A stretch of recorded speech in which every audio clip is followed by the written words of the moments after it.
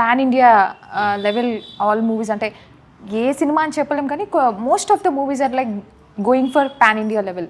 So మీకు అటువంటి ఆలోచన ఏమన్నా ఉందా? అంటే I believe that story should take అండి. అలాంటి స్టోరీ ఆ మార్కెట్ కానీ అందరూ చూసే ఇండియా వైడ్ లేదా యూనివర్సల్గా చూసే ఆ సబ్జెక్ట్ బట్టి మనకి అది రావాలి. అది ముందు అనుకొని చేస్తే అది జరగదు.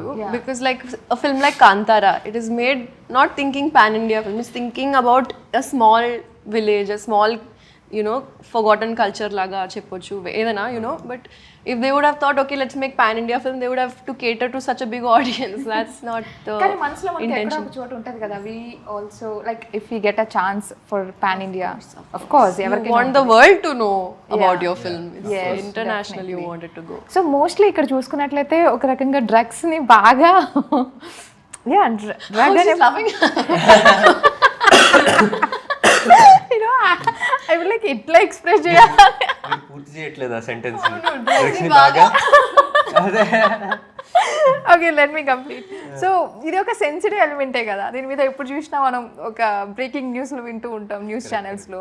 సో ఇలాంటి ఒక పాయింట్ తీసుకొని డార్క్ కామెడీ అనేది చేయడం అనేది ఒక టఫెస్ట్ ఛాలెంజింగ్ పాయింట్ అనే నాకు అనిపిస్తుంది.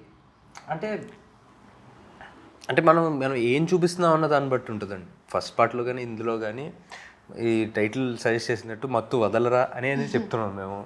సో దాంట్లో ఇప్పుడు చూసే మైండ్ బట్ అండి. ఇప్పుడు మనకి ఫస్ట్ పార్ట్లో కూడా ఆ డ్రగ్స్ వాడటం వల్ల ఎవరు ఎలా సఫర్ అయ్యారు, బై మిస్టేక్ హీరో తీసుకున్నందుకు తనకేమైంది, ఎలాంటి ఇరకాటంలో పడ్డాడు, ఇవే చూపించాం.